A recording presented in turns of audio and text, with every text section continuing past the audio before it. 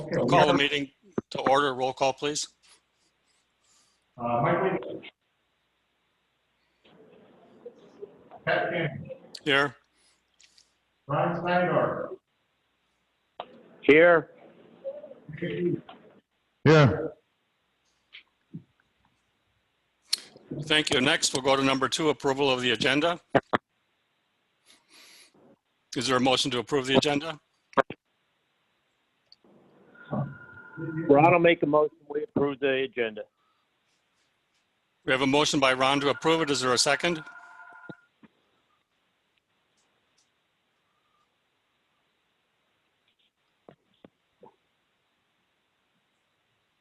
Jay, would you consider making a second to approval of the agenda? Yeah, I was just looking it over and, Okay. okay, I'll second that. Any discussion? All in favor? Aye. Aye. Opposed? Motion passes. 3, public comments. Do we have anyone in the courthouse or online that would like to make public comments? I don't have anybody in the courthouse. Is there anybody online who would like to make public comments on this meeting?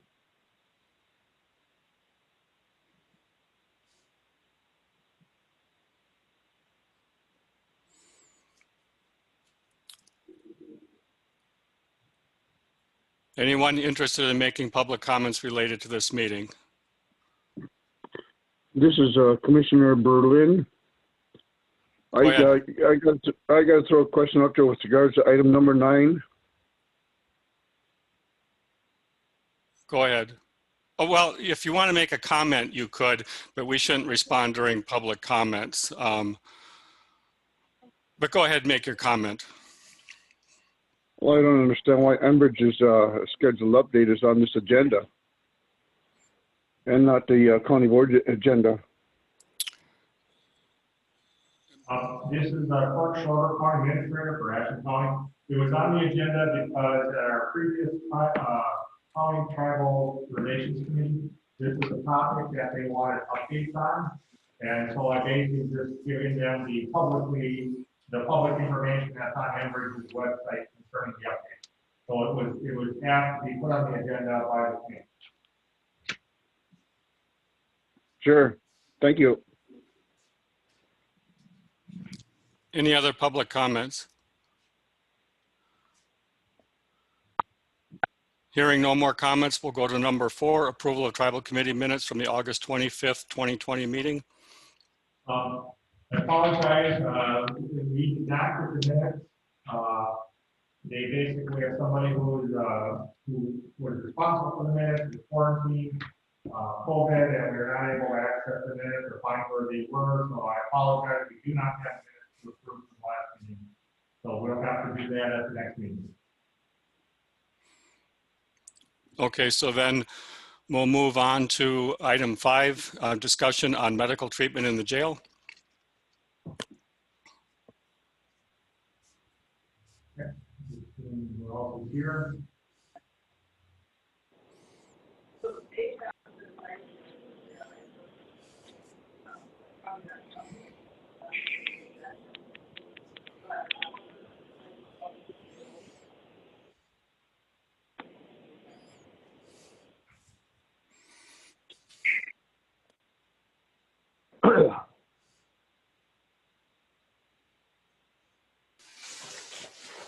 Computer's being a little slow, so I apologize for that. This is an agenda item that was put on the agenda by the committee the previous time. During the time that this was added to the agenda, the tribal chairperson Mike Wiggins, I don't know, Mike, if you have joined the meeting yet. Basically, he had requested that our medical provider, which we do contracting for, we do contract for the medical services at the jail. And Tony Jones, who's administrator of the jail, and Nick Brennan, the sheriff, is was to attend at the tribal council meeting today at 4:30. So instead of going over this information twice, we are basically asking our medical provider and Tony Jones and the sheriff attend the meeting at 4:30. Is Tony Jones on the line? I am. Well, Tony Jones is the administrator for the jail. Do you have any questions about what will be presented or what you'd like to see at the presentation tonight at the tribal council meeting? This is the time to give Tony that information. Or asking questions, if you would like to ask one question.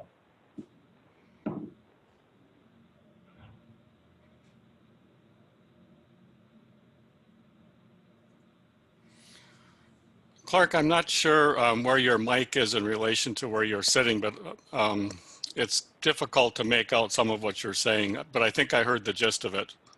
Okay, yeah, let me get a different mic. yes, this is Jay McPhee. I'd like to ask a question. I'm just wondering why the tribe has to be included in the medical procedure at the jail.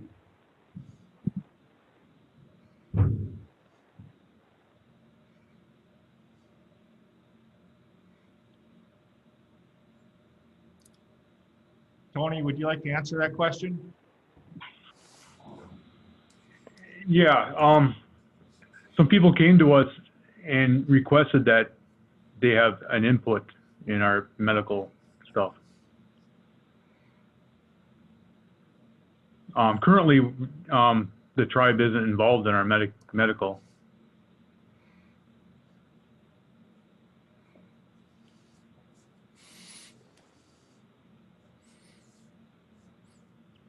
Jay, do you have a follow-up question or comment? No, I was just wondering.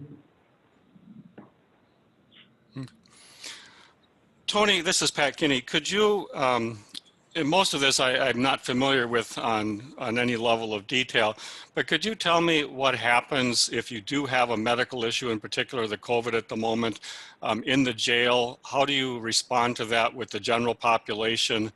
As far as if that person is still incarcerated, or if you have an option to have them housed somewhere outside of the jail for a time being until they're negative? Currently, unless we can get either a furlough from the court, or if they're on probation drops the hold, they'll have to stay here. We'll have them quarantined until their symptoms are complete, and they can go back to a cell. If it gets worse, then yes, we'll be transporting them to the MMC. Do you have sufficient space to quarantine people? Let me look just a second, see where you're at today. Anybody that comes into the jail new is quarantined for 10 days. So it's protecting all staff and inmates. Okay. Today I have five beds that we can quarantine in. Okay. And then if you did need to request a furlough from the judge, how much time does that typically take, or would you anticipate? I would think if the judge is like during the week, I'm sure it wouldn't take very long. We can contact them, send it over. And then if they do need to be housed outside of the jail, then what's the plan for that? Or what options would you consider? If they have to be at the hospital, I guess it all depends. Depends on the person, what their charges are. Some we can bring them to the hospital and the hospital calls us when they're done, but some will have to have a staff outside their door so they don't leave. What all depends.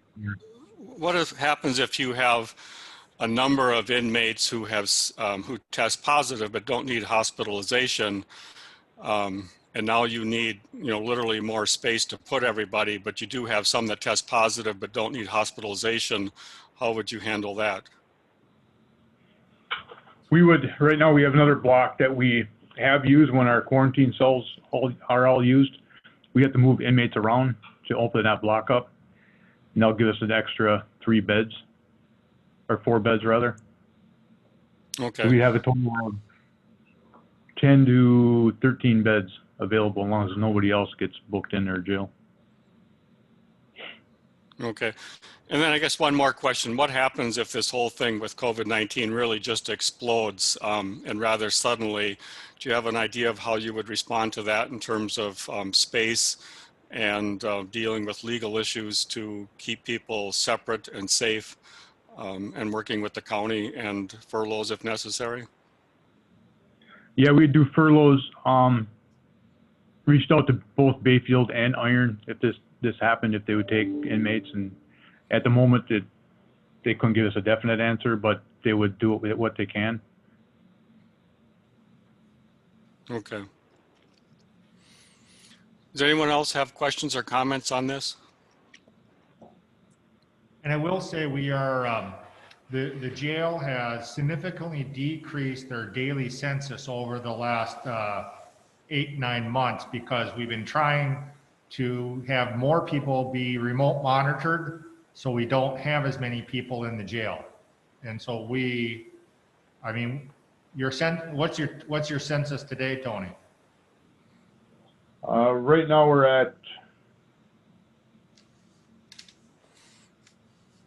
35, And what's the capacity of the jail? 68.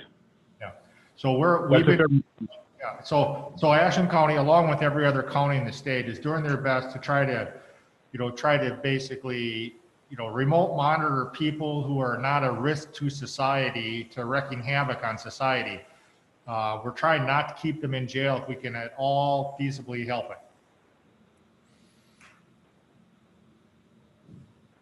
That sounds like a plan on the front end of this, and hopefully we get through it in the coming year. Yeah, we also try to keep our blocks, the blocks we're using without quarantine, keep them like as the least amount of people we can in each block. That way, if something does happen, only a few are affected. Sure. And Tony, in addition, I do see that we do house a small number of prisoners or inmates in a couple other counties. Is that correct? Right now, we don't have any boarded out. Okay. Throughout my tenure here with the Ashland, I see occasionally we have a capacity issue, and we would basically offshore to other county jails if we have a capacity issue or a segregation issue or we have behavioral issue. But right now we don't have anybody. But that is something the county also does to monitor our population. And including in that, we also have a home detention program that if they're sentenced inmates and their charges allow us to do it, is put them on home detention and monitor them from home. Yes, Tony Jones, I have a question. This is Jay. Okay. Yeah, I'm aware of inmate Nick DePerry, Okay. and he's been sick for a long time. And when I talked to his grandma, she said that well, he can get out of jail as soon as he finds a place for treatment. Well, I've never. I just thought Nick was sick. He's schizophrenic.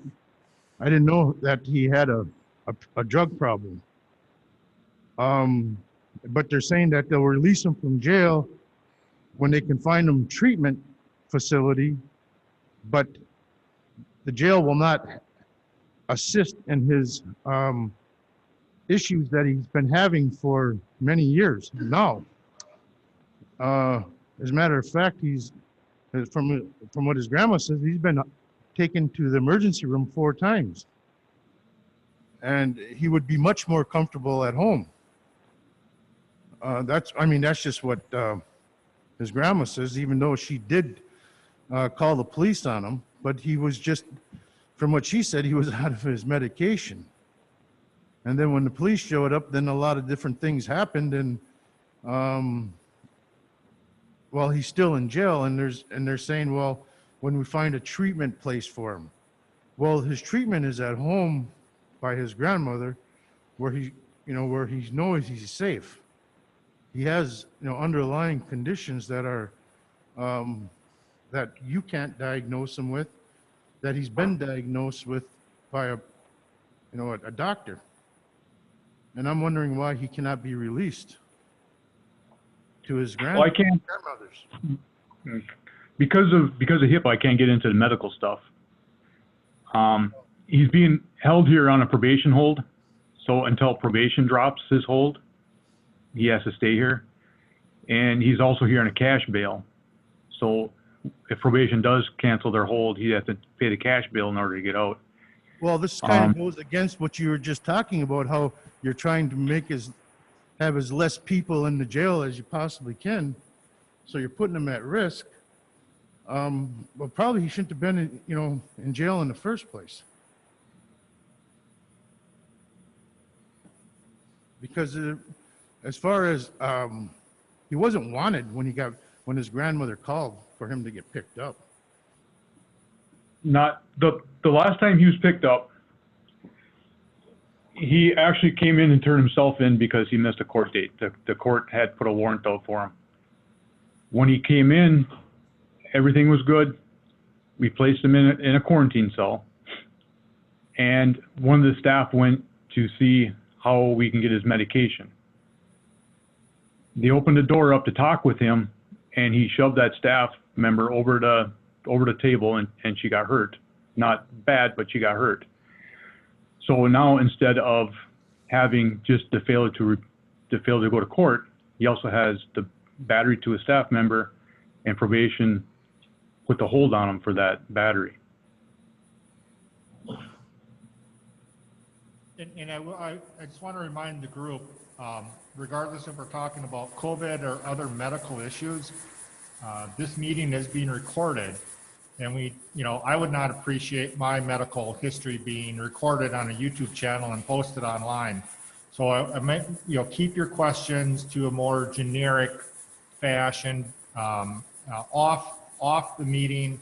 I'm sure Tony would be more than happy to discuss individual cases, but again, I don't want to disclose somebody's personal medical history on a YouTube channel if I can help it. So feel free to discuss, but kind of keep it more general so we don't go over the HIPAA line. This is Pat Clark. Thank you for those comments. Tony, I assume that anything that you're sharing with us is public information, correct? And you know where that line is, correct? Right, yes. Yeah. Okay, thank you.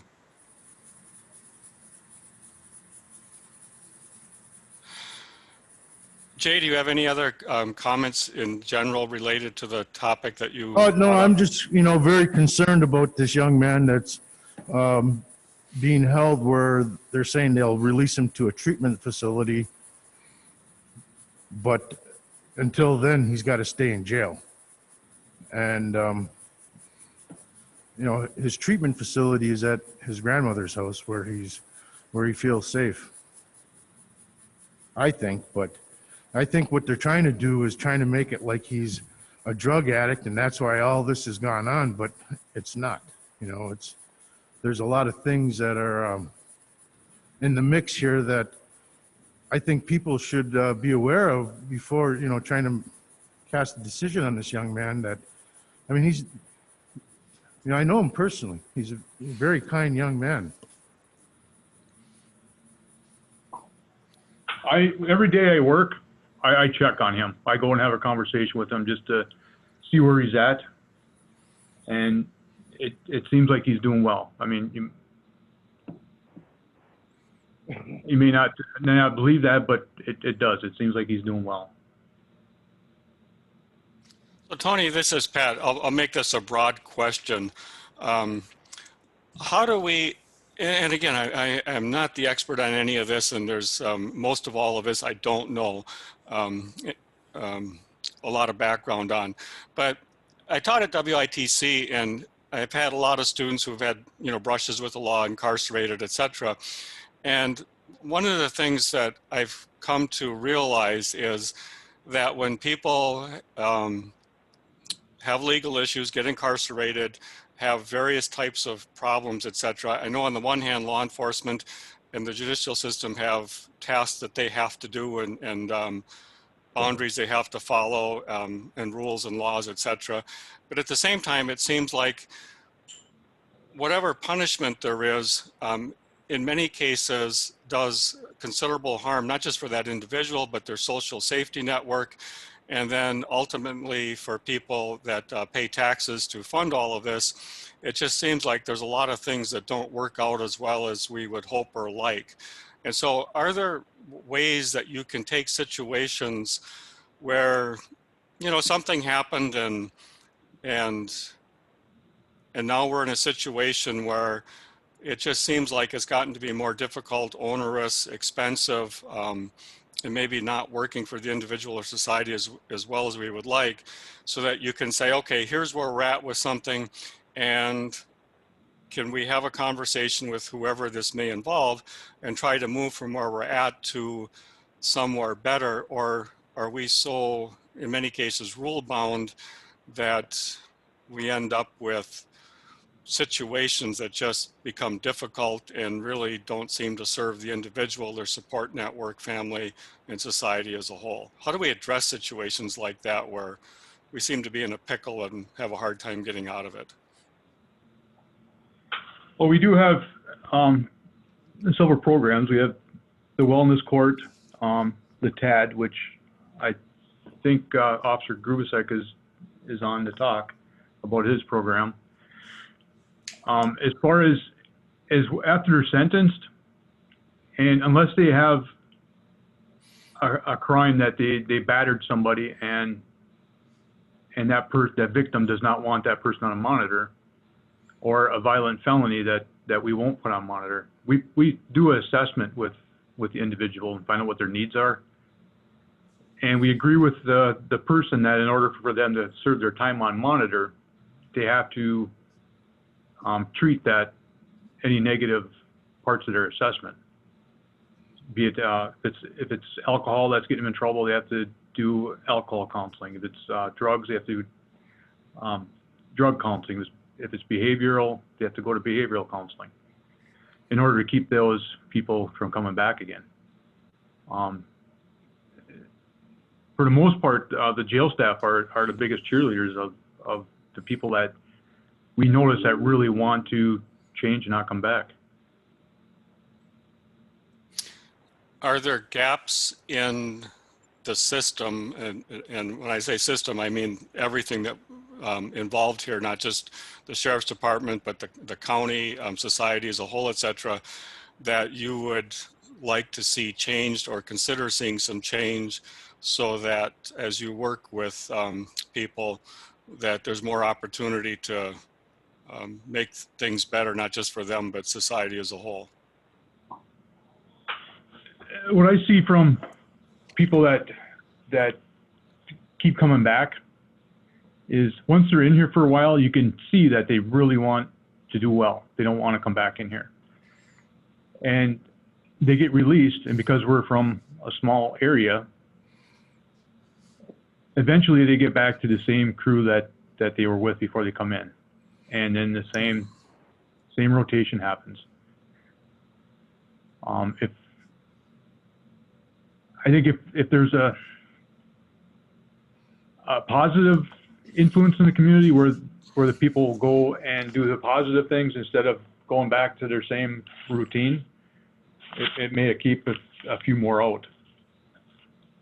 It just seems like they get back to the same people that got them here, and they'll say that too, that's why they're back, because they got back with this person or that person.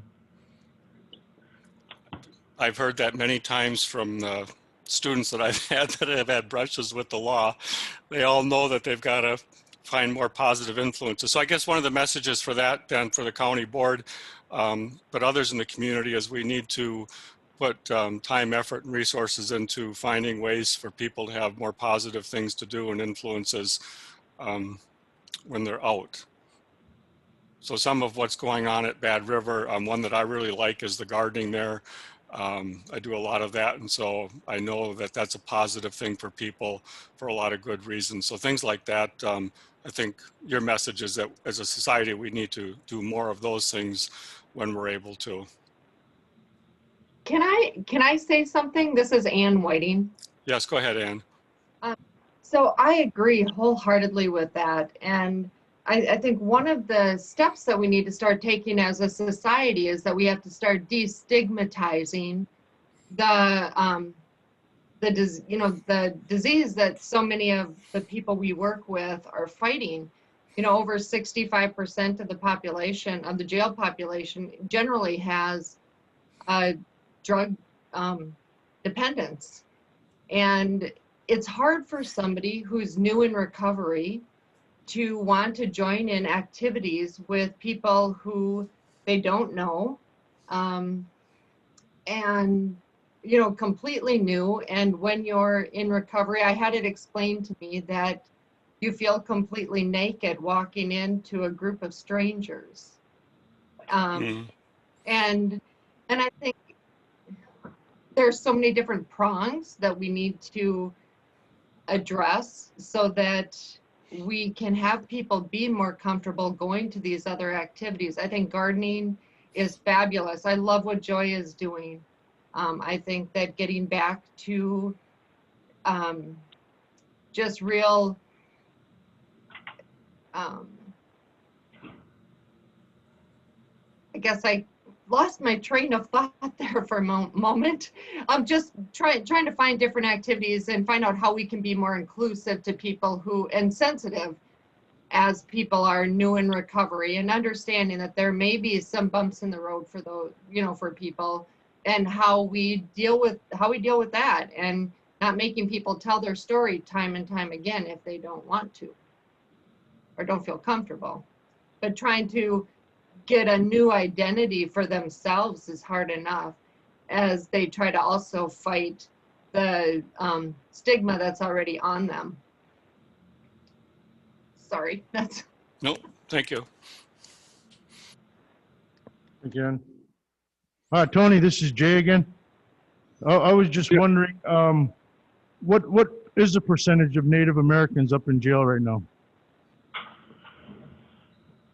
If you give me a minute, I can pull it up. The program that I look at that takes a bit to load, but.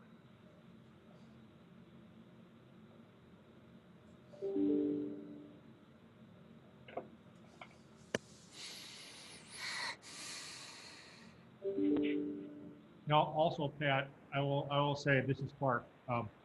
In Health and Human Services, we have a great program that we've been funding through a grant, the SPARK program. And so we're basically creating pro-social activities for juveniles. So, a lot of criminality and antisocial behavior starts in the youth. You don't tend to start becoming criminal activities in your 20s and 30s. And so I think when we start at that younger age and get the youth involved with something that is pro-social and have those networks and reinforcing that, I think that's a great program also. One of the concerns, obviously, is it's grant funded and it runs out in December of 21. So that program will go away if we don't find new revenue for that either. So.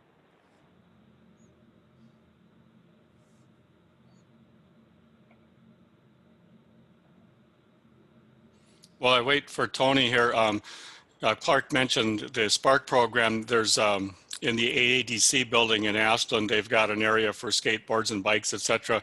But next to that, Workforce Development has offered construction essentials classes a number of times. I've taught the math course portion for that. And there have been a fair number of people from Bad River in that program. And one of the nice things about that was, aside from learning some construction skills, is they get to know some other people and network. And then the goal, of course, is to be able to take those skills and whether it's their own house, and I tell the students, lots of us have old houses in Ashland. So you can use those skills at home, helping friends and neighbors, but also employment.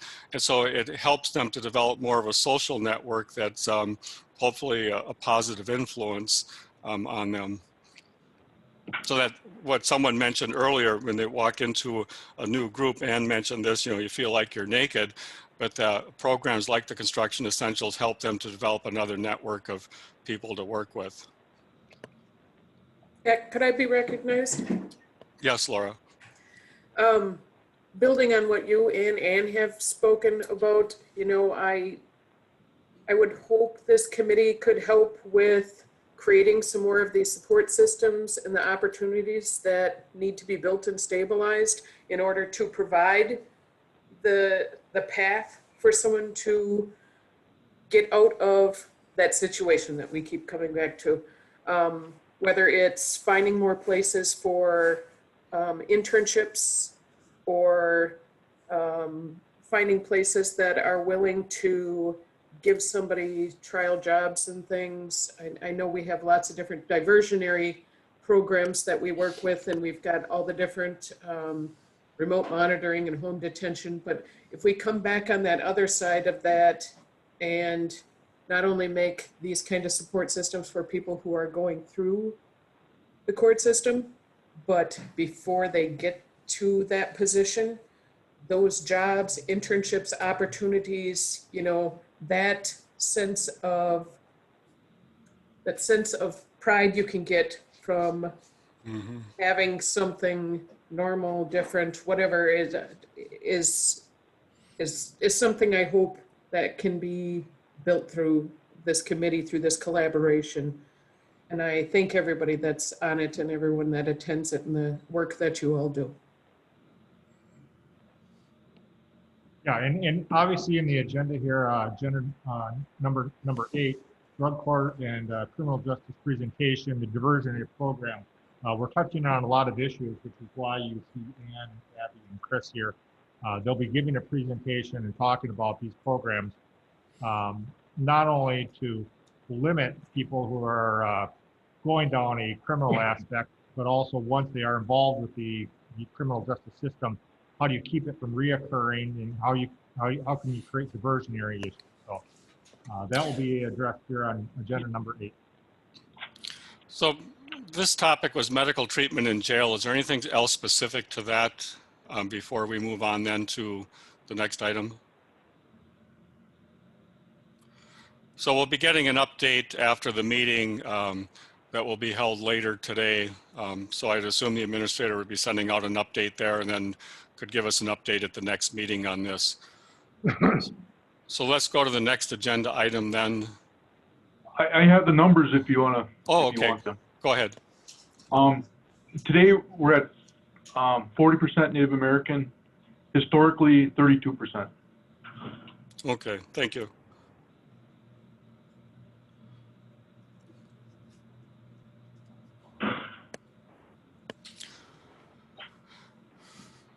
Going to item, I believe it's 6, homelessness in Ashland County.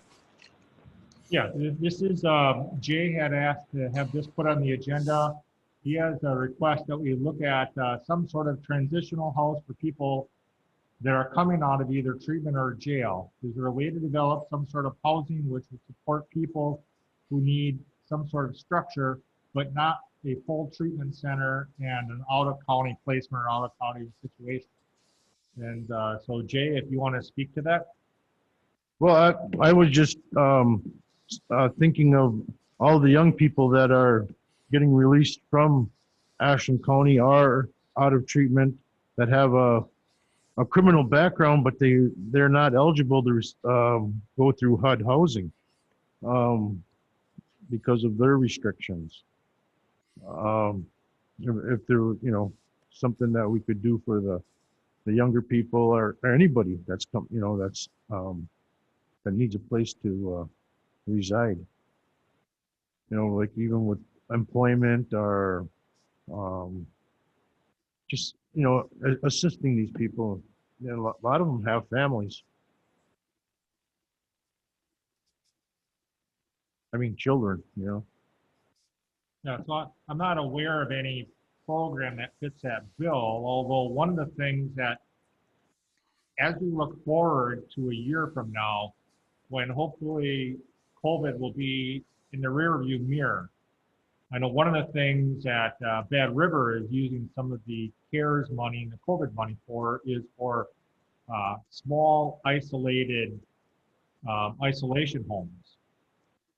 And the question, maybe that's one of the things that we could look toward partnering with the tribal government to say, what will those isolation homes be used for after COVID is over? And I'm not, in my cooperators group with the 3 counties and the 2 tribes, I've heard them talk about that issue. I know Red Cliff is doing something similar.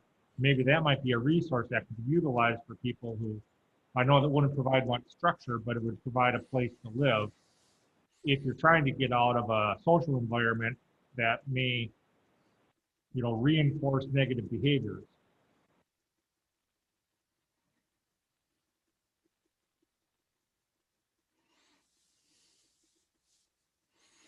This is Pat. I got a question for Tony and perhaps Chris. So suppose you've got someone who could be released, but they need somewhere to go.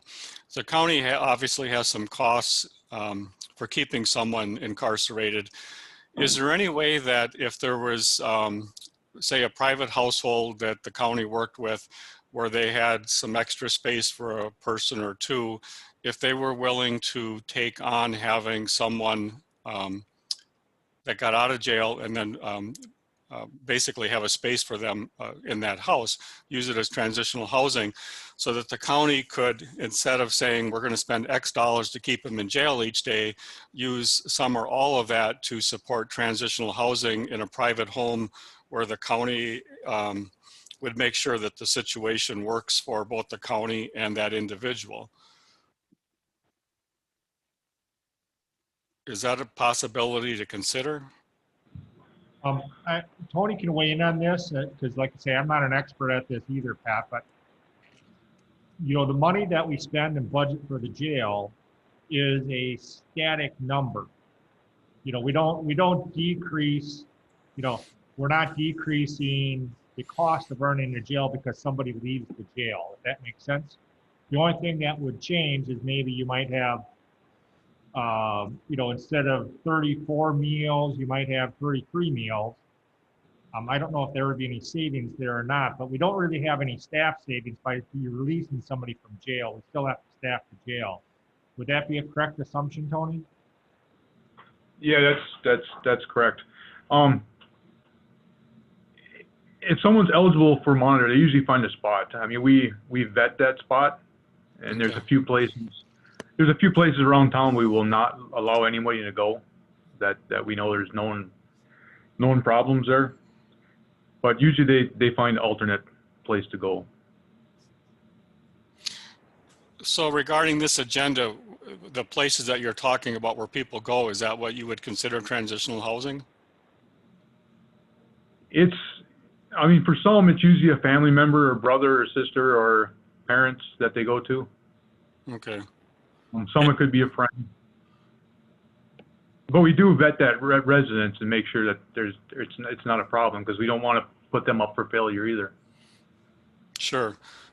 Jay, would you respond to what Tony just said as far as, is that meeting the need for transitional housing in your view, or is there something else that we're missing here?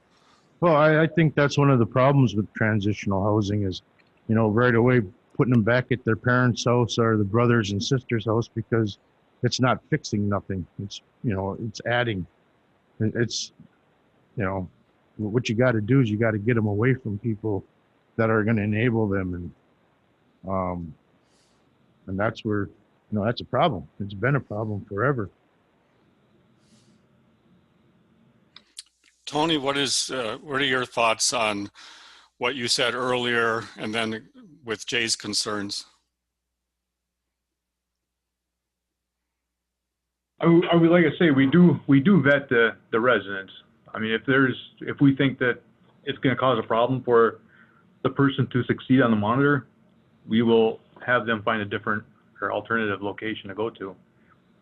I mean, if the brother or sister has calls there, we're not going to let them go. Usually the parents if they go to the parents' residence, they do well there because the parents, I think, are strict and don't want them to come back. Pat, can I interject one thing, Pat? Go ahead. Yeah, this is Sheriff Brennan. I think we got 2 different issues here. We have one that Tony's talking about is finding transitional housing for someone who's an inmate, to find them someplace where they can go that's a safe spot and a place that's not going to have them reoccur or have another failure while they're in custody.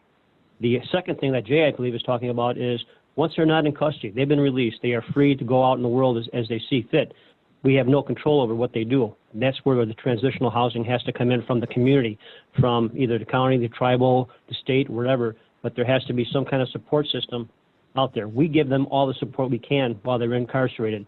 We try to get them all the different programs they can go to, any kind of counseling they can get to. We bend over to try to make sure that they don't come back to our jail. Because I can assure you that our number one goal is to have zero population. That would be the ideal situation.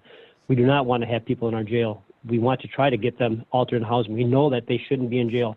We have so many people that have behavioral health issues right now that need to be someplace else, but we can't get them in there, that we have to deal with. It's sad.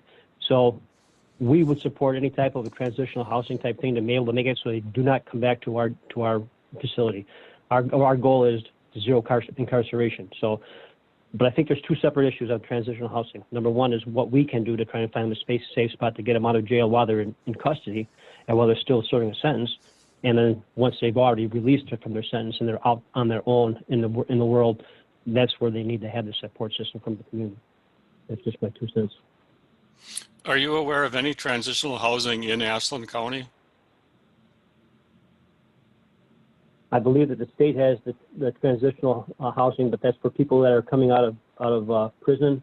That the TLP house that's in Ashland, that the state runs. I do not know of any that right now for people that are not in custody or not on probation or not on parole. I do not know of any of them. Do you know if there's any grant opportunities to look for funding for transitional housing? I do not. Pat? Yes. This is Ann Whiting. Go ahead. There are at times opportunities for grants for transitional housing. I believe that Bayfield County currently has a reentry grant. And I guess somebody could talk with Barb Flynn and find out who that funding source is and what's the availability coming into the future, and I guess what kind of transitional piece that is, and their program may be set up one way, but that does not limit how we could set something up in Ashland County if we take a look at what our needs are and try and find some funding that would match that. I think that we desperately need some kinds of transitional housing for people coming out of jail. Pat, I would also like to add. Go ahead, Sheriff. I was going to say, if I'm not mistaken, I believe that there was some type of a grant that Bad River received a year or two ago for transitional housing, like $800,000, $850,000. I think they talked about the Nye House, if I'm not mistaken, Jay. Do you know anything about that or what the status is on that? Yeah, I'm pretty sure, this is Jay. I'm pretty sure what that is almost like a treatment center. Yes, then the Nye House is a woman's sober home essentially, and that just opened, and they will have 5 residents at this time because of COVID. I think they are set to have 10 eventually when COVID restrictions or when COVID is under control. But yeah, that's a women's sober home, and it's integrated with the Bad River AODA program as well. Okay, thank you. Can I just add, so as a criminal justice coordinator, we are reinitiating our criminal justice committee beginning January of 2021. And those are the exact types of things that we're going to work together as a committee to identify and prioritize what the community sees as needs, and to really focus our energy and our efforts into what the committee identifies. And that's exactly what my job is, and I look forward to starting that. Thank you.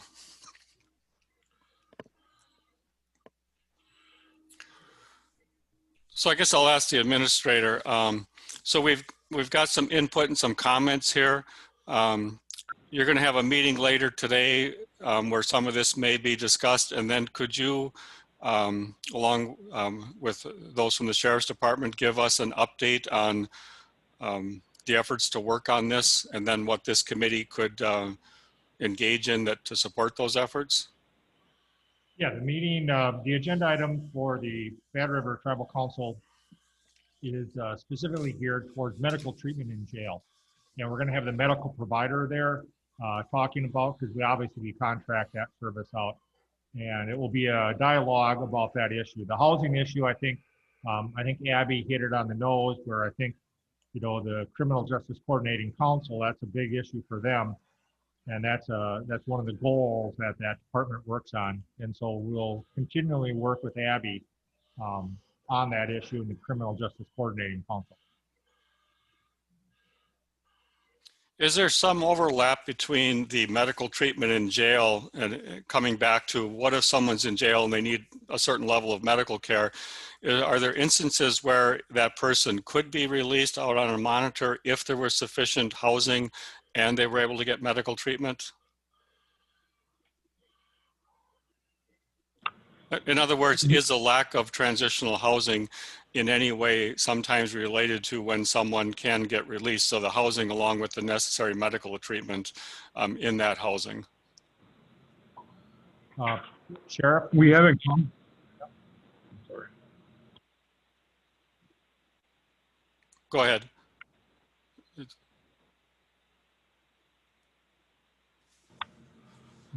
I'm not sure who's.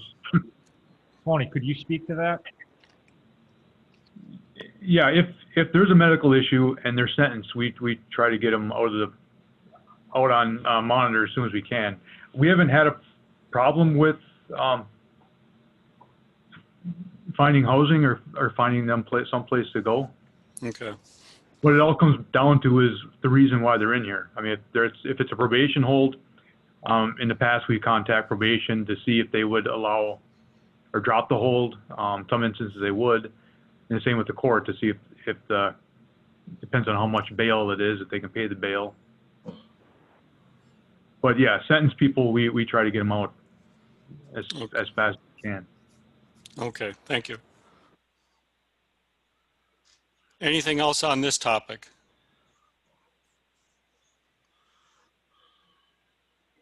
So let's move to the next agenda item then. Number 7.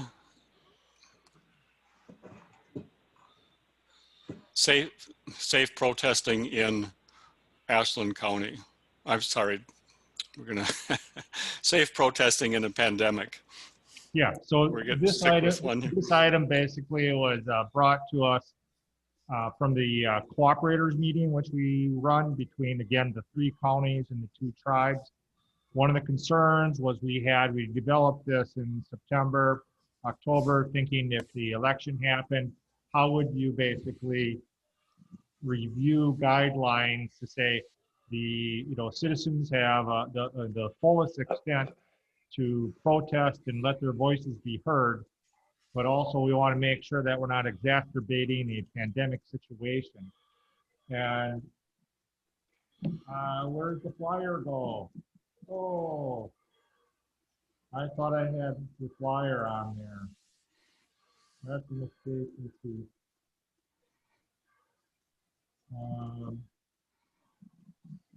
Give me a second here. I put the wrong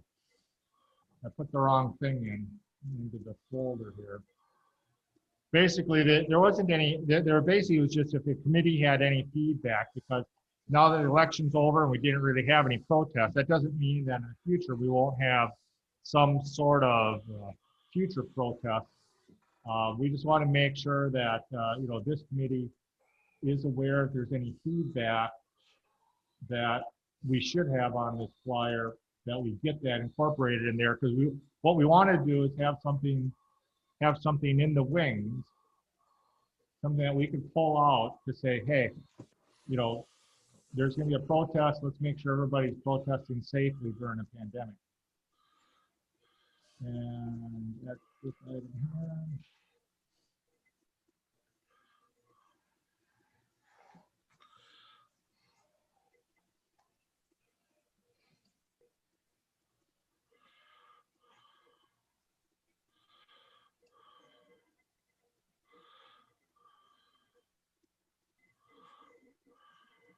And so that was in your packet, obviously, and it's online. And this is guidelines for protesting safely. So we're basically talking about making sure, this is very common sense pandemic guidance, but this is something that we developed for mostly for social media. We can put this out safely, be that in Iron, Ashland, or Bayfield County, or on either of the tribal nation partners that we have. And if you are, if you can't keep social distance, we want you to quarantine. We want you to keep your family members. We don't want you to infect other people. If you do go out and you can't, you can't limit your crowd size and you can't maintain distance, we don't want people infecting everybody else. And then we basically had these logos on here, and self-monitor for symptoms after 14 days. If you develop mild symptoms, do not go to work. So that's also call your doctor and get tested. So this is just, if the committee had any feedback on the development of this, we just wanted to get some feedback if there's anything you wanted to improve on it. This is Pat. I guess this is more a question for the Sheriff's Department. Given that you can't enforce the guidelines that are there, what happens if you have a protest? And I know the elections are over, but Enbridge is still in our future. What happens if you have a protest where you have protesters on one side and counter protesters on the other, and one side decides to get within that 6 feet and someone says, hey, stay back, I don't want you, literally in my face? What would the Sheriff's Department do in situations like that? It'd be a case-by-case basis. 6 foot is not a written rule. It's not a mandate. It's not a law. So there's nothing we can do to enforce it. The only thing we can enforce are criminal activities. So if anybody does anything where they batter a person, they disorderly conduct, and those type of things. So a person getting within 6 feet of somebody, as far as I know, it's not a law. So there's nothing we can do to enforce that. This is more of a public health issue versus a law enforcement issue, Pat. And public health doesn't respond quickly enough, which is why you see the latest governor's order number 94 is basically, even though it's classified as an order, there isn't any enforcement mechanism within it. It's just guidance. There isn't any, because of all the lawsuits, it's very difficult to enforce any types of pandemic controls currently in the state. So I guess if I were to make a comment, given that you can't enforce keeping people 6 feet apart, and I understand that, I guess if I were to give any other guidance here, it would be somewhere to include that a statement such as, please be aware that if there are others protesting or have different views than you, they, by law, can come within 6 feet of you.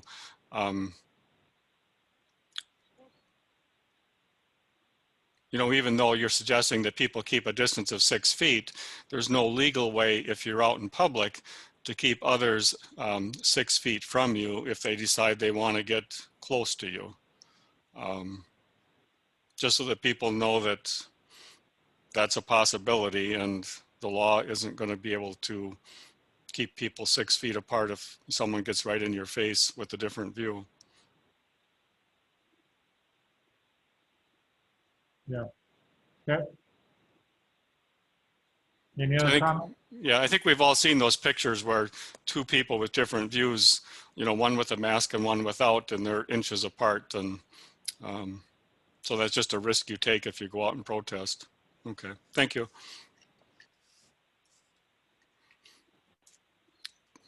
Going to the next item.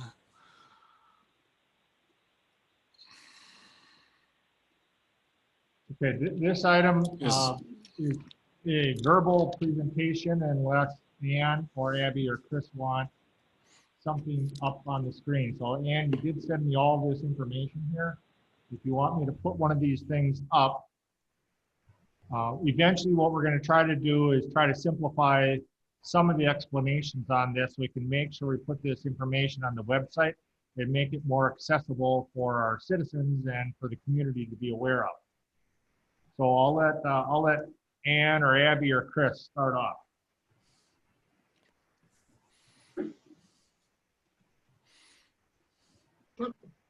Okay. I guess I will start.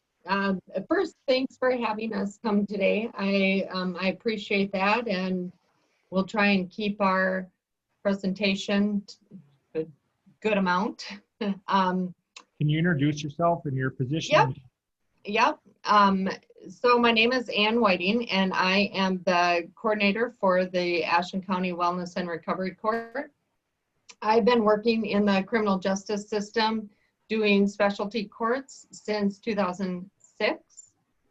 We started out with the juvenile drug court, and then we added an adult treatment court when, in 2010, and we are now transitioned to a wellness and recovery court, and I'll get into that a little bit more, what the difference is.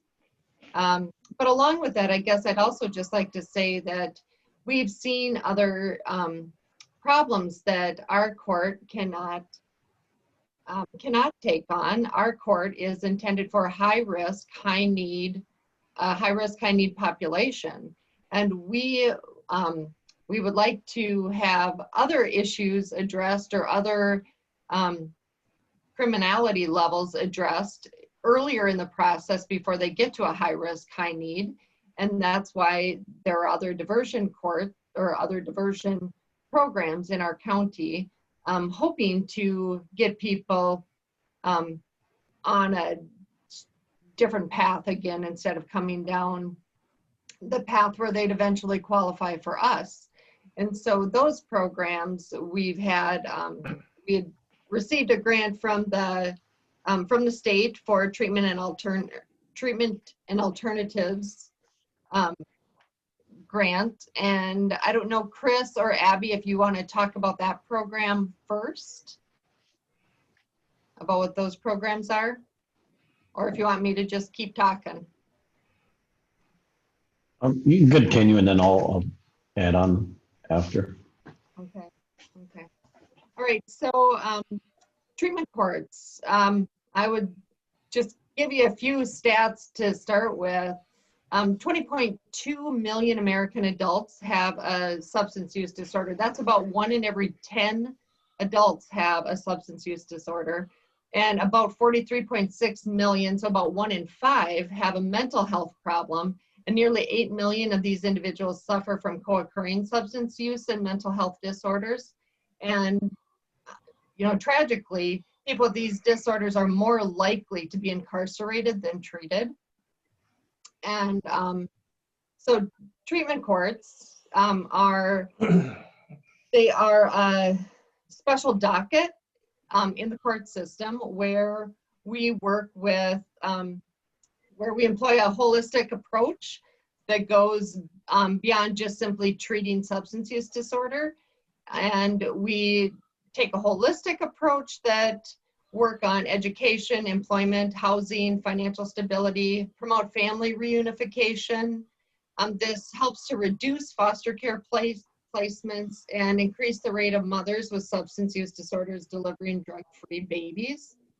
1989, I believe that was the first year that that a drug court was launched in Miami-Dade County in Florida.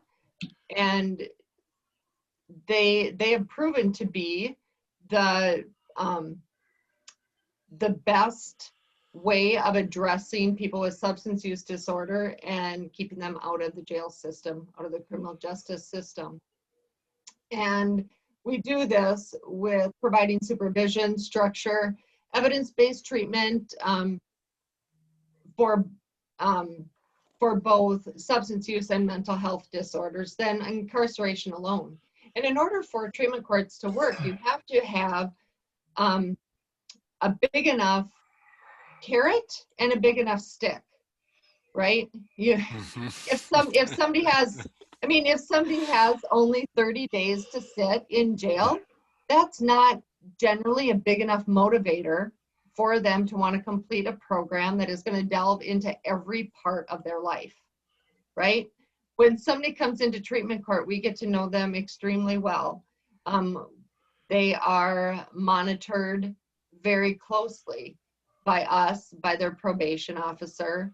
And we try to help them think about how they're going to, how their actions coordinate with what the reaction to their action has been, right? If it's incarceration, if it's how it's hurt their family, the separation of family.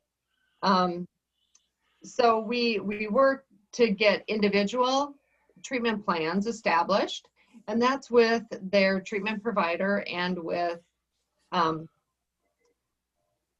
their treatment providers in the community-based, working to help establish a self-care team, which is people who are close to them, who can help guide them and keep them on a path that they say they want to be on, right? And this, one thing that we are doing differently, drug court in and of itself is very, it individualizes, but not to the degree that we have gone to now. There are, from drug courts, there also came the tribal healing to wellness courts.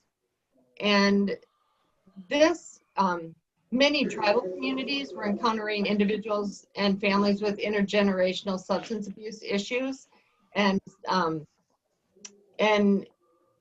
so many of the justice, the restorative justice, holistic approach and priorities of healing over punishment were already employed, but now taking it to a new level, because because Bad River doesn't have its own judicial system to deal with the criminal justice system. I'm saying that correctly, right, Jay? Well, we do have a courtroom.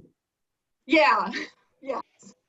And so what we have been trying to do is do a hybrid for our community, where we can really work to have that holistic approach to all of our participants and identifying how to get back to the root of their culture. So we really encourage participants who are members of the Bad River Tribe to seek their AODA counseling, and out in Bad River, where they really focus on 7 grandfather teachings and incorporate that into their healing. And along with that, we have activities that we track with participants to get them involved in new and different activities than what they've been doing in their past. Again, trying to change their person, place, and thing, right? It's heartbreaking. It's heartbreaking when I talk to an individual and they are so close to their family, and their family is, that when they get together, there's going to be drinking. And I have an individual, I'll pick one. I have an individual who cannot control drinking. Maybe their father can, or their sister can, or whatnot, but they cannot. When they drink, they get involvement with the law. They can't just have one beer, right? And so how do you tell somebody they can't hang around their family? Challenging.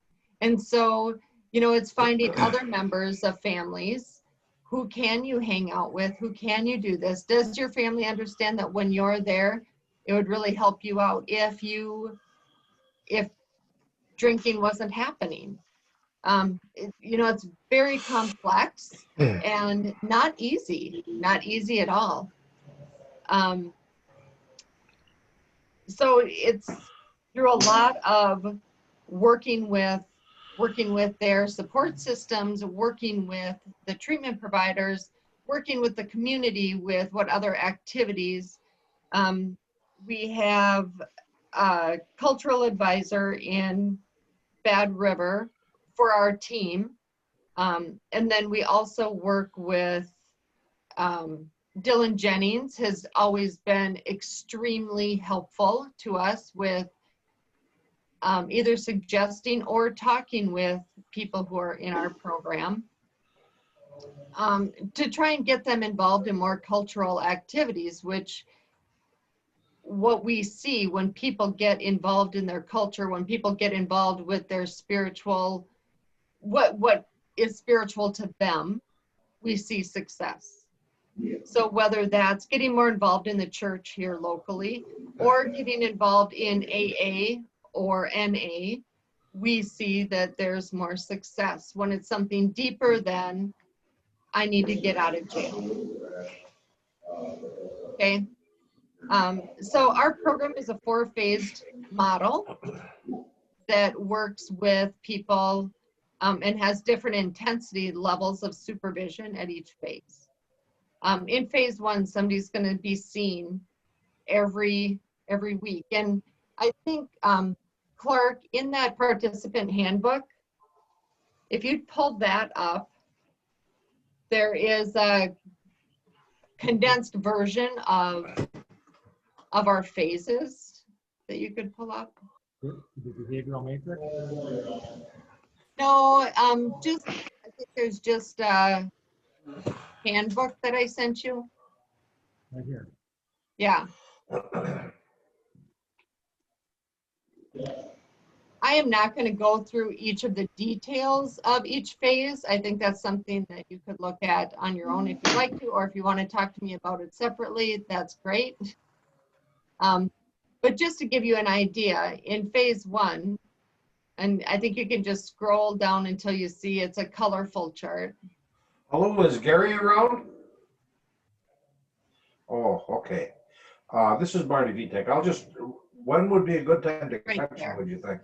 Marty, could you mute your mic? Okay, Thanks.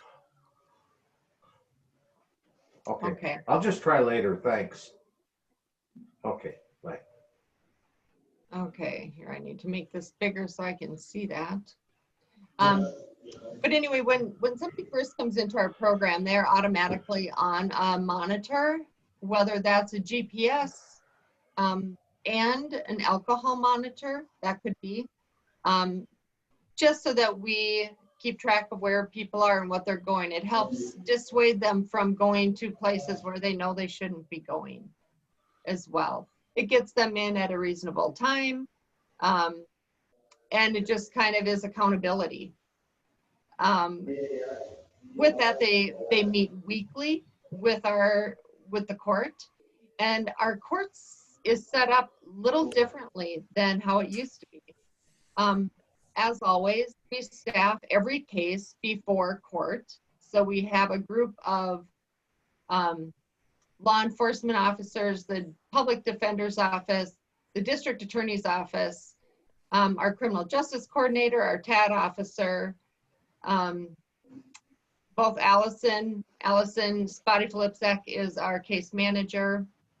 She is there, I am there, the judge,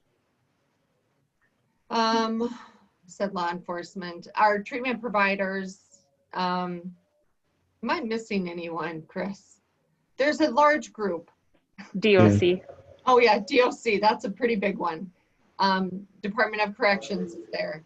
And the wonderful thing about that is we sit down and we talk about what somebody's week has looked like. What have they complied with? What do they need work on yet? Are there incentives to be given out, small incentives to be given out, or is there sanction, unfortunately, that needs to be given out? Somebody would not get sanctioned for a use. You know, when somebody's in phase 1 coming into this program, we expect that there's probably going to be some use. Somebody's just learning how to live differently. And we don't talk about rehabilitation, we talk about habilitation, because so often the people that we're working with don't have the basic habilitation skills. right? How to live without, and how to live without use of alcohol or other drugs. So then we move into court, and the judge has our recommendation from the team with what we recommend should happen or should go forward with this case. And the unique thing about treatment courts is the judge has a different type of a relationship with a so-called defendant, I'd say a justice-involved individual, than they do in a traditional court case. The judge talks with the participant in our program.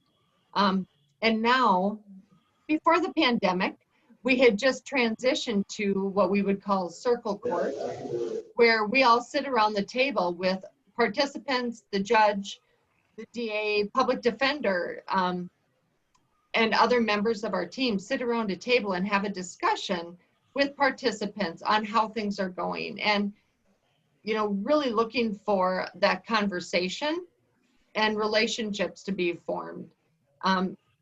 Initially, it was really challenging for participants to talk and feel like they were on a team. But you saw slowly, after about a month and a half, participants were like, this is really cool. I feel like I'm a part of this team. I can speak up and tell somebody else on who's going through the same program that they're doing a great job. Or I can say, I was having that problem. Here's what I've been doing differently. So there's been a lot more conversation that way. And then the pandemic hit, and we had to redo everything with how we're working with participants. We are now, of course, we came up with that solution of it's going to be a Zoom and have your video on, and we're going to try and facilitate that same type of a circle feel. It's a lot different on Zoom versus in person, but it's a unique experience. I would always encourage anybody to come and watch one of these drug court hearings or treatment court hearings if you can. It's interesting. It's very different than a traditional courtroom. So with that, in phase one, we are also working on making sure somebody has a place to live, a safe place to live, and which is always a challenge, and that talks about that transitional living piece. We do have a men's sober house and we have a women's sober house available for Native American women. First priority, I should say, for Native American women from the Bad River tribe in Bad River. The sober house in Ashland, in the town of Ashland, is being utilized quite a bit by our court participants due to the fact that we have a grant that enables us to help pay for some of that housing. But in that first phase, we're really just looking to stabilize and help them start getting a team together, a team of people who can help support them together. Like I've said, a lot of things changed because of COVID, as far as getting out to meetings, doing wellness activities as a group is not happening. I know the Bad River AODA office was doing a great job of getting people out for sober events as a group. You know, with COVID, we just can't do that. We can encourage some outside activity and encourage them to participate in whatever community events that are COVID friendly to happen. But we don't have that. We don't have a lot of those right now. There's a volunteer requirement in the program, which is something that it's fun to watch somebody transition from I'm being screwed by the system to, okay, I'm going to accept what I did what I did. How can I give back and what can I do to help my community be better? It's just a neat process to watch, going from phase 1 to phase 4, watching people change. And so the volunteer is a requirement. Okay. Let's see. Okay, I'm sorry, I kind of got off on different tangents within this first phase. But then phase 2 changes a little bit more with a little bit, there's less time in front of the judge. It's just once every other week. But again, now we're going to continue to get them engaged with other treatment or with other support services that will help them grow as a person and grow into the person they want to be. And we continue on going forward. Phase 3, they're going to see the judge every 3rd week. And phase 4, it's once a month. In all of these phases, they get drug tested frequently and randomly. By frequently, it could be 3 to 4 times a week, up to 3 to 4 times a week. And we have a computer generated system that keeps everything random. With the exception, right now we are not testing on the weekends because we're keeping people out of the jails, and the jail has always been a great partner with us to assist in that weekend or evening testing. So we have other ways of testing now as well. With COVID, we did make, we're trying to make it so that we have limited in-person interaction, because when we do test for a urinalysis, we every test is observed, and it's not observed casually. It's observed to make sure that what's coming out of them is theirs, right? So everything is tested and observed. We do urinalysis. We now do sweat patches, which is a great way to do constant monitoring with very little chance of adulteration. That is, the sweat patch would be put on the arm is where we place it, and whatever goes into their body is sweated out at some point, and then we send that patch off to a lab after a week, and we are able to see what substances, if any, come out in that report. And then we also have 2 different oral types of testing that we do. One is instant, and that's on a Sotoxa machine. And the other is just a lab oral. Now, both with oral testing, that testing is something that gives you a picture of what's going on right now, like within the last day, maybe 2 days, but it doesn't tell you what's gone on long haul. So we try to really mix it up with a variety of long-term use and along with the snapshot of what's going on now. We also have the portable breathalyzer test that we utilize with people who have, whose primary drug of choice is alcohol. And that is something that we contract with the Sheriff's Department to help us monitor those as well. So that's our drug testing protocol, or what we have, the abilities we have to do our testing. And what else? And then just their connection with people regularly. We moved to a new app that it's called Reconnect. And we went to this so that we could help individuals get accustomed to using calendars. And we had tried doing paper calendars, which is really difficult Nobody wants to carry around their planner as what we would like to have them carry around, but using what they use, which is their phone. And so Reconnect is able to get us the information to participants. We can send out a whole blast, and it's all HIPAA protected texting, so we can get information to them as needed, and they can send us information.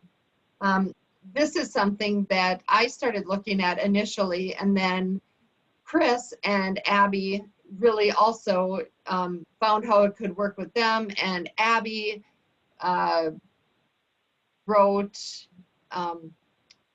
well, was that through the CARES, or I forget what, one of the COVID relief, Abby was able to go above and get some phones for participants as they need it, and then also just the plans for us to be able to continue with Reconnect for this year.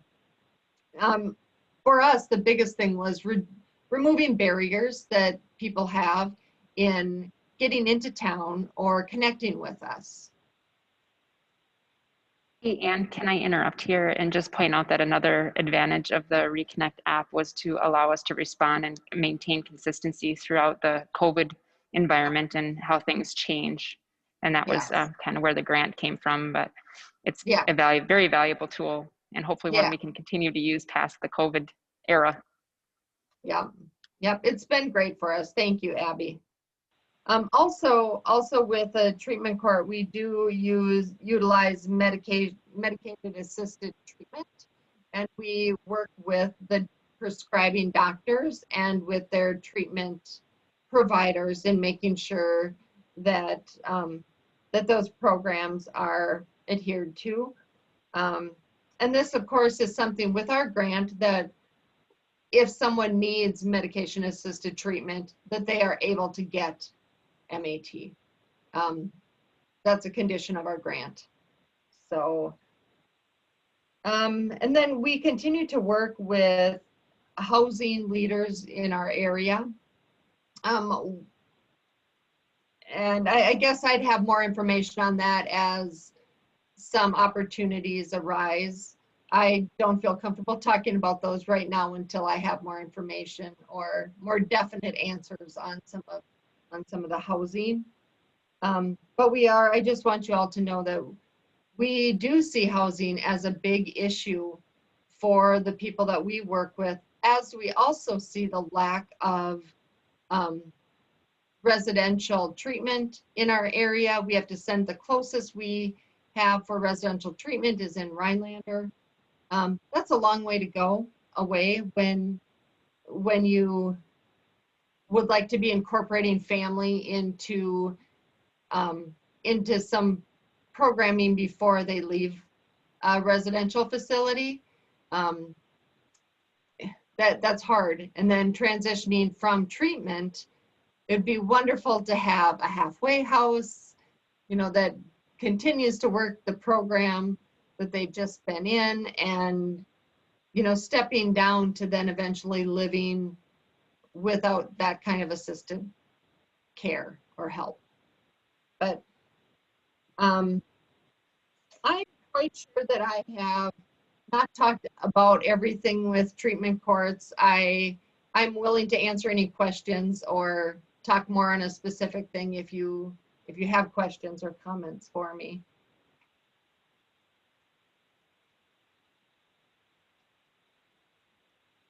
You're on mute, Pat. This is Pat. Any questions or comments for Ann?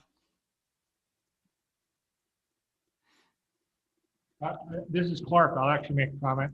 Ann had invited me to a graduation back when the weather was warm, and we had it outside in front of the courthouse here, and it was a tribal member, and I thought it was one of the most moving experiences I've had in a long time. There were some tribal elders that presented this lady with a eagle feather, and the judge and Ann and Abby and Chris, everybody was there, and her family, her kids, to congratulate her on her sobriety and her completion of the program. That was a very moving experience. So thank you, Ann, for inviting me to that. That was great. Yeah, thank you. Yes, Essie Leoso is wonderful, and she'll come and do an eagle feather presentation. And the neat thing with participants that we have is they have that connection already with Essie. And it's wonderful to see who they choose to invite to the celebration, and the connection with their community is really seen at that ceremony. Hi, Ann, this is Jay. Hi, Jay. Hi, I was just wondering about the plan for the MAT program, the treatment program for MAT itself. You know, once you get off, you know, because medicated assisted treatment is the drug. So what do they do to get off that drug? Is there a treatment program for that?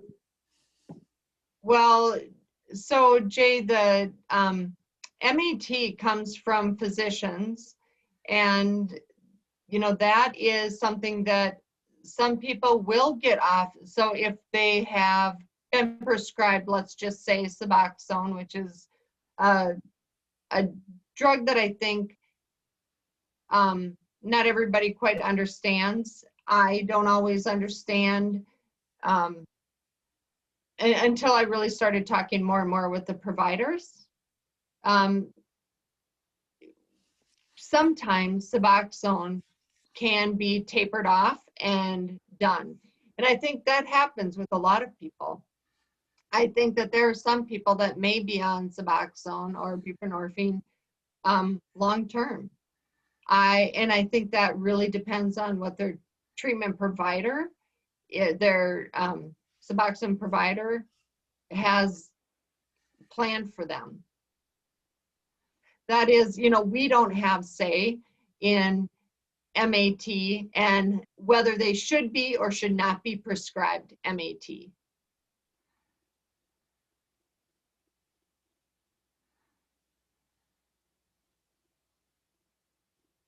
Thank you, Ann. Thanks, Jay. Any other questions or comments? And this is Pat. Over the years, I've had a number of students who have gone through drug court, and every comment I heard was very positive in regard to it. So, and same thing in the community when I've heard people talk about it. So thank you for that work, and thank to everyone who is involved with that in any way, shape, or form. Yeah, thank you. Okay, Chris, you want to give a kind of a summary of what you do? Sure. I'm Deputy Chris Grubasek with the Ashland County Sheriff's Department. I am the TAD officer for Ashland County. I won't go over everything. Basically, we do a lot of the same things that the WRS, the Drug Wellness Recovery Court, does. Our goal people are the lower risk, lower needs people, medium needs. We strive to do the same things, get them the AODA, mental health, whatever counseling they would need, whatever their program, individually program set up for them are required. We currently have 4 tracks in our program, and we are looking to revamp that to a new system. We're looking at the Chippewa County program, and we're pretty much going to model that after that program. And in that program, we're going to go to phases, much like WRC. I feel phases are a better motivation. They're building blocks. They can see progress and strive to move to the next phase. Currently, we're with the tracks. I mean, they started one track, and that's pretty much where they stay the course of the program. In the program here, most participants are on a DJ, which is a deferred prosecution. upon successful completion, they either get the charges reduced or in most cases completely dropped. And those are mostly first-time felony offenders. So ultimately, they can get the felony expunged off their record and able to continue without that as a, something on their back the rest of their lives. Oftentimes, that's the, as Ann said, the carrot to get them in the program. But the goal is to somewhere in that path to not make that the motivation. The motivation is to become sober and live a sober life, and good member to society.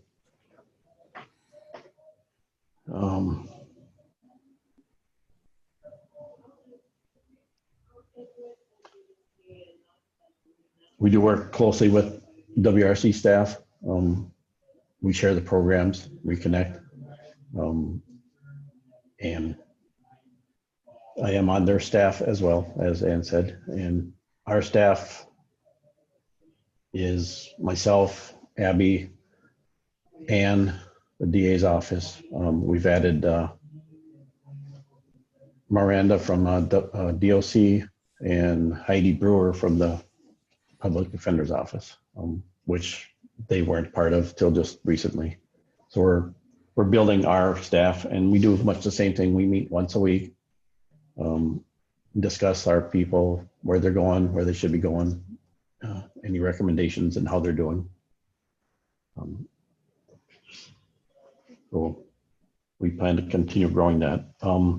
I think one thing Ann didn't talk about is we are trying to work with the Sheriff's Department, the jail, DA's office to identify everybody that's eligible for the TAD program and WRC. We don't want anybody to slip through the cracks. So we're trying to streamline that whole system to identify those people. So that's a work in progress right now.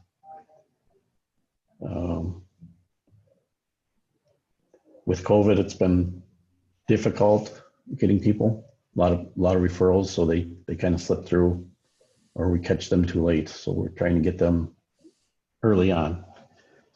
We also would like to get people into the TAD program much faster. Right now, we're waiting till they, which could be a month, 2 months down the road, they get their sentence and offer, and then they join the TAD program. We're trying to get them. Our goal is to, right from the day one, if they're eligible, we would start them in the program, and then they would officially, I guess, join when they sign their agreement. But they'd be getting services, being able to get treatment right from day one. That's not what happens right now, but that's our goal. I don't know, am I missing anything, Abby or Ann? Chris, I'll just interject here, speaking on that, because that is a big issue, trying to get people into treatment as fast as we can, as close to the incident that got them involved in the criminal justice system. And so that is something that I've been working with Ruth Kressel from the DA's office to get out and talk with the defense bar, well, the Bar Association, so that we can explain why we have deadlines, why we want to get people in as quickly as we can. So yeah, thanks, Chris. You picked up some things that I missed. Thank you. Yep. How are people referred to the TAD program, Chris? What's the steps involved if somebody has a criminal charge and the district attorney I guess, how does that work? Well, right now we're trying to identify them. On the DA will request in a bail hearing if certain minimum requirements, they got to be a Ashland or Bayford County resident, first-time felony offender, or and they have to have a drug or alcohol issue. Oftentimes the judge will order it part of their bond that they have to get an assessment with us. That's part of the process that's kind of not working real well, and that's what we're trying to streamline. But then we would do a compass at that point, and that identifies their risk levels and needs levels. And again, then they would either qualify for us, or sometimes they qualify for the higher risk needs, which would be WRC. And then if at some point they get an offer from the DA's office for one of our programs, and then they either accept or choose not to. Both programs are voluntary, so you know they're not court ordered to be in our programs. It's something they choose to do.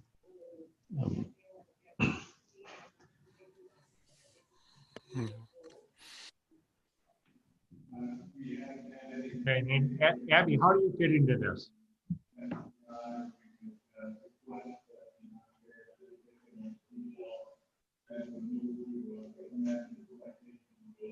Abby.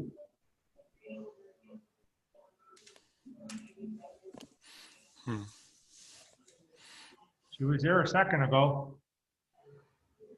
You know, I know she's doing double duty with out in the court, outside the courtroom door. So Okay. She's checking people as they have to go in the courtroom to make sure the COVID requirements are met. So Abby's title is the Criminal Justice Coordinator. Yes. And could you explain a little bit about that for the group? And you might be better out at it than I am. So as the Criminal Justice Council Coordinator, Abby's gonna lead the group and hopefully find where we have some cracks in our system where we could really start addressing issues that we see. So that may be something like the transitional housing, or we're working with our programs to make sure that we have everything we need to be successful. Abby brings a lot of experience from varied positions she's had, which has made it great, great for us. We're benefiting from her other positions she's held, but we're hoping that she'll really be able to use data, collect data, use the data to push us in the right direction about what programming we could offer to help our community members live live more of a out of the criminal lifestyle life as they can. And then also that would in turn also benefit our county in hoping, in going for what Sheriff Brennan said, we'd like to have a zero population in our jail. So if we can have Abby help come up with some solutions to the issues that the council points her towards, we'll be moving in the right direction. So she has a big job cut out for her, but I think she's up for the task. I think I got it all there, right, Clark? I think so. I'd like to add that she's been a great addition to all of us here. She's very knowledgeable and she's dedicated to improving all our programs, not just WRC and TAD, but other operations here in the courthouse and the county. She should be full-time, hint Clark. Yeah. Yeah. This is Supervisor Negro. Could I address the committee? Go ahead. First question, since you brought up the data with Abby, what kind of data are we talking about and what kind of use for it? Well, I think that's part of the question is, I think as a committee, we need to decide what kind of data are we needing to make some decisions. We do need to make some data-driven decisions.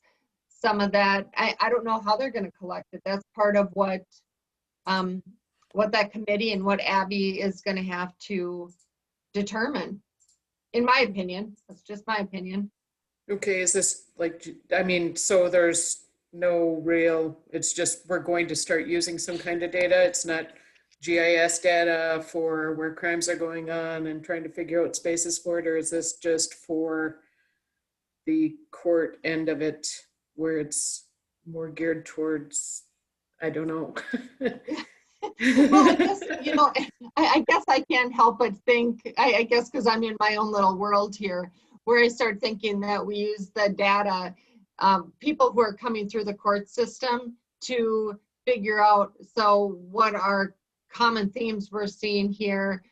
Is there a diversion program that we could be utilizing to keep these, you know, like some of the low risk, low need people out of the court system by getting them the help they need? And how can we do that? Or do we want to start addressing, I mean, this is down the road, do we want to start addressing things at the street level with law enforcement? Would that be effective? What kind of programs are out there? What evidence-based programs are out there that we could utilize in our community? There's so much out there, but we need to figure out what our community needs and then go after money for those needs instead of trying to adjust all of everything we do to meet what a money requirement is. Okay. The other question that I had is, we had talked about a carrot and the size of a carrot here. Are some of these diversionary programs used as a carrot to say, yes, here you are, you've done these things, but if you jump through these hoops, we can defer any kind of prosecution? Okay. Mm-hmm. Yeah, and some of it may be, if you complete this program, you're not going to have a felony on your record. You're going to have a misdemeanor. It's still going to be recorded, but now you're going to, which makes a big difference for housing or other programs. Yeah. Yeah. Yeah. Yeah, and some of them are, we don't get as many DEJs going through WRC, but we do. You're going to have to decode that for me. I'm sorry. I'm sorry. All those acronyms get going. I'm really good with LOLs, but not with DEG. So deferred entry of judgment, we don't get those so often through our program. Chris does through his. He'll get deferred entries. Cool. We have had people too who, you know, if they're 26 or younger at the time that the crime is committed, they can have that completely taken off their record in some cases, right? So that it's vacated, it's as though it didn't exist. Cool. So, and that we have had. And yeah. Yes, mostly in my program that our DEJ, deferred entry prosecution cases, and oftentimes their charges are completely expunged, or at least a misdemeanor. I did want to add that, like I said, we were revamping our TAD program, and that's a process ongoing. But our long-term goal is to, what Ann alluded to, is starting more of a street level first-time offender program. Chippewa County also does that, but that's down the road a ways. It's more, they not quite sure how it all works, but they would be into a program. It's not the TAD program, it's a separate program that we're looking to run, where they actually don't even go into the system, but yet we still help them get services and treatment and avoid the charges. Something down the road. And you guys, I know I'd sent out, because I'm on public property, I get a whole bunch of law enforcement kind of thingies. So there is, I want to say COSSAP, but COSSAP grants. I know it has to do with opioids and drug use, from the DOJ. I didn't know if you guys have tapped any of those for the programs that you use, or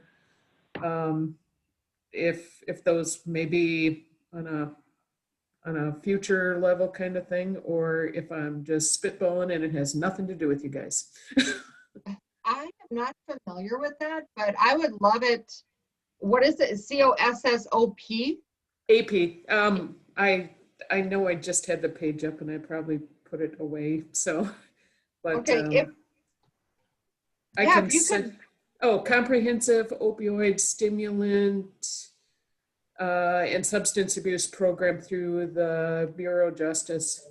So I can definitely send you information. I've been, because I'm on finance too, I've been looking for all different kinds of funding streams too. So I will definitely get a hold of you, Ann, and Yeah. let you know more.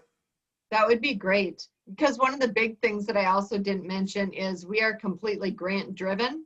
I worked for my first grant back in, gosh, way back in like 1999. And I swore after that I was never going to work for another grant again. And we've been very fortunate in getting grants. I just worry when we are not going to get another one because they're going to say your community should have picked that up by now. And that's my concern. This grant we're currently on is a SAMHSA grant. It's a huge grant. I mean, it was a 5-year grant, non-competitive every year. But I'm really worried about where our next funding source is going to be. We just started year 3. Okay. Thank you guys for all that you do and all the progressive steps you take to help the people of our county. Thank you, Thank Lauren. you. Thank you. This is Pat. And, you know, the comment you just made there with the grant funding. So one of the things that I read when I decided to run for the board was there's support for funding, you know, through different sources, including the state, if there's evidence-based program. And so everything that you folks have been talking about here today, I'm coming back to Laura's comment about collecting data and statistics, et cetera. It seems that the sources of funding all want to see that evidence, that data, to show that that funding is being put to good use and productive. But from what I read, I do have some of that same concern about how long those funding sources are available prior to the county needing to pick that up. I'm on finance committee also. And if the day does come where you're not able to find other outside funding sources for some of this, that data that you collect, that evidence that you have, is going to be very important for the county board to consider when making decisions about the budget in the future. But hopefully you can keep coming up with that grant funding because obviously it's very helpful. So. Right. And we have an evaluator that was required on past grants that we, well, on this grant as well. And she is fantastic. She's out of the Madison area and she's been working with drug courts since its early inception. And so, and she's also worked with healing, wellness and healing wellness courts, excuse me. And she does our evaluations and keeps us on task with our evidence-based. And all of us have had so much training. So yeah, we'll keep it up and keep looking for grants. Thank you. We ready to go to the next item then? Yep.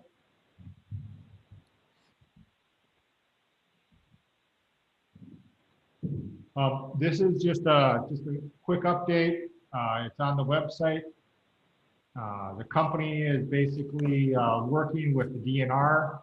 Their next big permit is a draft EIS study, which will be submitted sometime the winter, spring of 2021. The proposed outline is in this packet. The EIS would run around 13,000 pages, is what I'm told. So when that comes out, I will share it with you. They've said they would start construction as that. They don't know when they're going to start construction. That depends on when they get their permits. So they're basically not going to start churning dirt till they can get everything done. This is their proposed outline for what would be in the EIS, which again is this huge study. And then you've seen the map, and there are other proposals that they've had before that. yesterday, they basically, the 1953 easement underneath the Mackinac Straits was basically revoked by the state of Michigan. So it's my understanding, obviously they'll be going to court, but it's my understanding if they can't maintain that 1953 easement underneath the straits, that this project on this side, obviously there wouldn't be any point in doing the project over here either. So some of this is internal, some of this would be external. And then just for the update for the committee here, the county is about the only thing the county has to sign off on this is a road agreement. And the road agreement basically is as they use roads to drive on in construction, they basically have an agreement that all the townships in the county have already signed this. And the county is going to look at doing this in January. They rate the roads with a scanner. They figure out what the condition of them are. After construction's over, they do the same scanner, and then they rate the county and all the towns a check to return the roads back to the condition that they were before construction started. So from a county aspect, that's about the only thing the county's involved with. And if we choose not to sign the agreement, it doesn't matter. They still use the roads or public roads. So there's nothing we can do about that. The only thing signing the agreement gives us is the availability to get reimbursement to repair the roads. But if the county board doesn't want to sign that, they still use them. So that's basically just a quick update that was on the committee's wish list to keep updated on MEM Bridge and future meetings. If anything changes, I will bring this to the attention for the committee. Any questions or comments on this?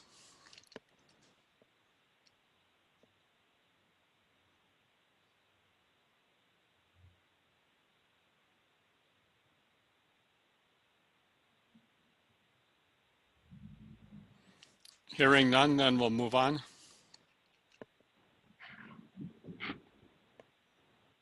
I don't have any updates besides the fact if as a committee you want to see something on the agenda as committee members, please reach out to me and then we can schedule another meeting. My original intent for this meeting was to meet on a quarterly basis. So I will reach out to the committee members to find out when the next date availability is. I know Chairman Wiggins is not here, so we would need to have his input also for when the next meeting would be. Okay, so you'll contact the committee then and we'll schedule one sometime if we're going every quarter, so probably in March sometime. It is November, so 3 months from now it'd be December, January. Yeah, probably February, probably, I would guess. Okay. And then I'll work with the chairman of the committee to work on that date and then make sure it works for everybody else. And if you have items for the next meeting, let me know. Okay. Yep. Thank you. So I want to thank everyone that attended the meeting. For myself personally, and I'm sure for others, this was good background information to help us understand what you do and how it fits into the community as a whole. So thank you for your time today and patience. Thank you. Do we have a motion to adjourn? I'll motion to adjourn. This is Jay. Jay has a motion to adjourn. Is there a second?